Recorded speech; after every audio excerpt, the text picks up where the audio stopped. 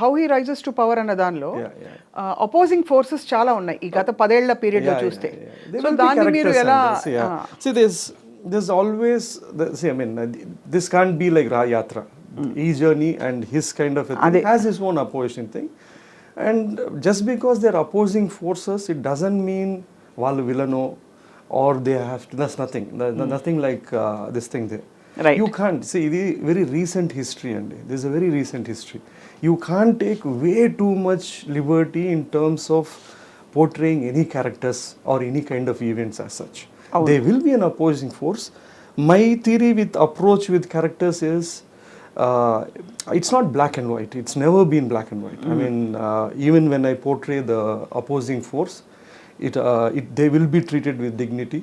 They will be given with that respect, and they will be given their point of view. They have their own reasons of opposition. They have their own reasons of counter view or counter strategy of why they are there as such. And again, it won't be demeaning. It is not meant to be like that. Villain anevadu should be this thing. No, my theory always has been that the hero is as good as a villain. The hero can become a hero only when the villain is good enough. Rama is good because of the existence of Ravana. So you got to respect. If Ravana didn't exist, there's no Rama. So the whole of any of your Mahabharatas, any of the thing, the opposition determines even the protagonist and such. As a filmmaker చాలా correct గా చెప్పారు మీరు. ఇందులో రామ ఎవరు రావణ ఎవరు అని అడిగితే చెప్పగలుగుతారా? డిపెండ్స్ ఆన్ నేను తీసుకున్న కథలో obviously Jaganmohan Reddy garu obviously will be the thing. So ఎవరి కథలో వాళ్ళకి it's driven from this point of view, obviously this would be the thing.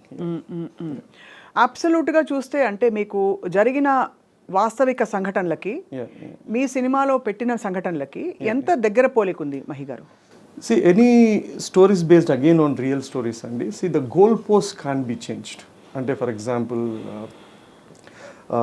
the death happened in 2009, or someone losing in 2014, or he coming back in power, or he doing something. When you do it on this thing, they'll go this goalpost manam change cheyalem cheyakudadu kada, endukante it is going to be a disbelief. Avunu. But what happens between point A to B, B to C, B to D, how it happened, అది మనము it won't be like a realistic documentary కాదు, మనం cinema అనే ఎత్తుకున్నాం కాబట్టి it has to be for that medium. Right. So I always approached telling real stories in the approach of it has to be either truth or it has to be believable truth.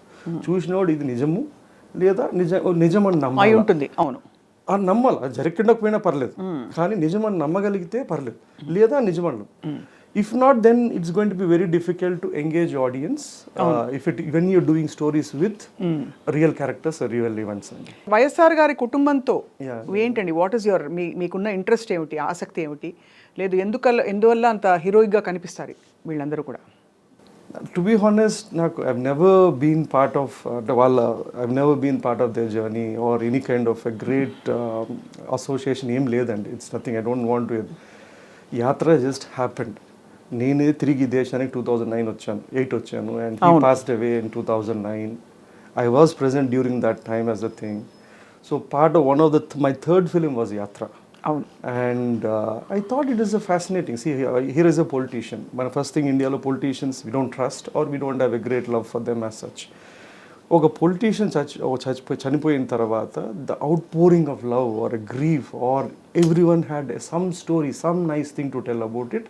Thought this had something fascinating, so that drew me to tell that story as such. So that is the only part of it, but it is not that I was a great fan of YSR ledo idi I was also adem le common connection emanna undi ante yes, my mom hails from Kadapa and I have part of my childhood or my influence roots from Kadapa bidda part of it. Yeah. మరి యాత్ర 2లో obviously ఇంకా చాలా dramatic events చోటు చేసుకున్నాయి. దాదాపు actually చూస్తే చాలా సినిమాటిక్గానే ఉన్నాయి. మనం సినిమా రియల్ ఇన్సిడెంట్సే. ఇమాజిన్ ఒక వ్యక్తి, ఒక కుర్రవాడు ఇన్ హిస్ 30s, ఒక చాలా పెద్ద ఆరితేరిన పార్టీ హైకమాండ్ని ఎదిరించి నేను బయటకు వచ్చేస్తానండి, నాకు ఇది ముఖ్యం కాదు, నాకు జనానికి ఇచ్చిన మాటే ముఖ్యమని బయటికి రావడం. దాని తర్వాత రకరకాల కేసులు. ఒక రోజు ఒక మాట మన సోషల్ మీడియాలో అంటే కూడా మనం మాట పడం. అలాంటిది ఒక వ్యక్తి అన్ని రోజులు జైలు జీవితం చూసి అయినా విత్ అన్క్రష్డ్ స్పిరిట్ అదే దీంతో బయటకు వచ్చి ప్రతిపక్ష నేతగా మంచి గొప్ప విజయం, actually it's a great victory 2014లో కూడా. మళ్ళీ పాదయాత్ర చేసి 2019లో సీఎం అవ్వడం అంటే 10 ఏళ్లలో చరిత్ర మారిపోయింది. సేవండి నాకు సినిమా చేయడానికి ఆ కథ జరిగినట్లుందండి. It's like see that has drama. నేను యాక్చువల్లీ యాత్ర 2 అనే ఒక కథ before releasing of Yatra release అయింది, ఎలక్షన్స్ కాలేదు అప్పటికి. వెన్ ఐ మెట్ అన్న, ఐ టోల్డ్ అన్న, if there is a possibility respective whether you win or గెలిచినా గెలిచకపోయినా, Yatra was a very difficult story to tell because it's a very flat story. It's only about a man journey. But నా మీ కథలో it has a story. So if there is any possibility, I would like to tell it, and I had expressed to you, just laughed it off. And I became just and aware ante. And the thing, see, for me this has a story. Like, I mean, it has a story. Endukante oka height of power lo there's one man and there's a death happens, and there's an unlikely thing, a koduku ostadu. Koduku has an innumerable obstacles, consequences in it. Then how does he go on to think? Naku kadandi, one more thing is, when I look at Jagannath Reddy Garu's story, it is not about he winning 151.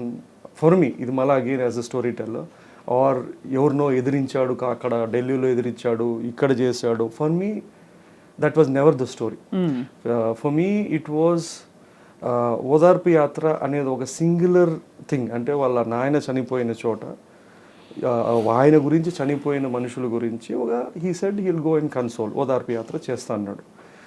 So for just that one word, అంటే ఇచ్చిన మాట నిలబెట్టుకోవడానికి ఒక కొడుకు ఎంత దూరమైనా వెళ్ళాడు. So this I felt this was a universal story. Right. If I didn't find this line, this universal story about ఓ తండ్రి కొడుకు ఇచ్చిన మాట, for me it would have been very difficult to tell this story.